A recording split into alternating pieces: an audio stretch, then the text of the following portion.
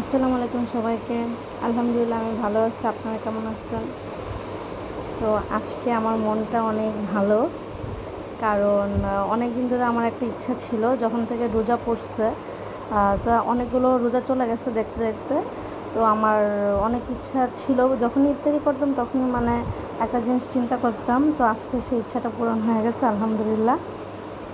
সেই ইচ্ছাটা হলো, আমি যখন ইফতারি করতাম তখনই ভাবতাম যে আমি এত কিছু ইফতারি করতেছি, অনেক মানুষ আছে যে অনেক কিছু খেতে পারে না, ইফতার করতে পারতেছে না, কেউ কম কেউ বেশি খায়, আবার অনেক মানুষ আছে খেতেই পারে না।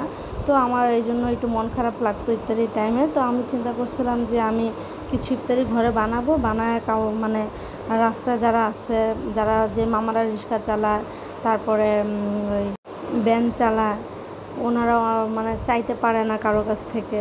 তারপর রাস্তায় দেখা যায় কবরস্থানের সামনে অনেক মহিলারা বসে থাকে। তো তাদেরকে আমার কিছু ইফতারি দেওয়ার অনেক মন চাচ্ছিল দেওয়ার জন্য। তো মাশাল্লাহ আলহামদুলিল্লাহ আজকে ওই ইচ্ছাটা আমার পূরণ হয়ে গেল।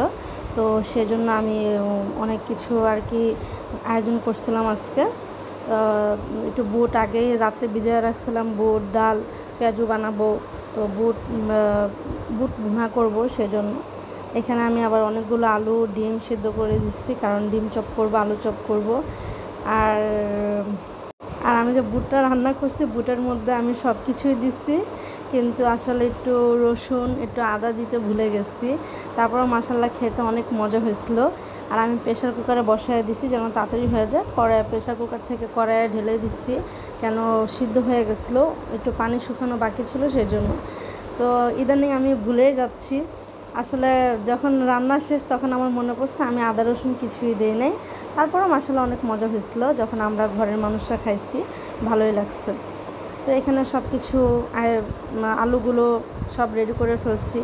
আর আজকে মাশাআল্লাহ আমার ভাই সবগুলো ফল, এই যত ফল আছে সবগুলো আমার ভাই কাটছে। আর আমার ভাই নিজের থেকে কাটাকাটি করছে, ও ছোট তারপরেও নিজেই কাটছে, মাশাআল্লাহ অনেক সুন্দর করে কাটছে।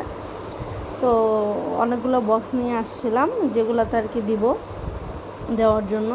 তো এখানে ভাজাভাজি করে নিচ্ছি, ভাজাভাজি করে আমি সব কিছু রেডি করতেছি। যেহেতু ভাজাভাজি চলতেছে চুলায়, তো ভাবলাম এখানে আগে ফলগুলো দিয়ে দিই, কেন পরে আবার ভুলে যাব কি থেকে কি দেয় না দেয়।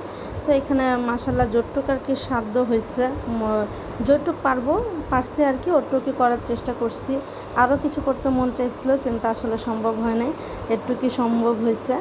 তো এখানে আমি সব কিছু প্যাকিং করতেছিলাম, কোন জায়গায় যেন কোনো কিছু কমতি না হয়, যেন সব কিছু দিতে পারি। তো এখানে ডিম চপ, পেঁয়াজু, বেগুনি, তারপর বুটটা দিতে ভুলে গেছিলাম, আমার ভুলার রোগ হয়ে গেছে। তো বুট পরে মনে পড়লো বুট দিই নি, তো আবার বুট দিচ্ছিলাম।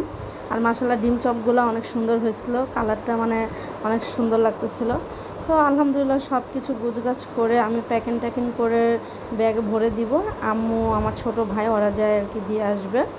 তো একটু করতে পারছি, এটা নিজের কাছে অনেক শান্তি লাগছে, খুব ভালো লাগতেছিল নিজের কাছে যে একটু করতে পারছি। আরও কিছু করার দরকার ছিল, যাই হোক যেটা। আর এখানে দারোয়ান চাচা, তারপর আমাদের খালা যে কাজ করে তার জন্য সব কিছু রেডি করছি।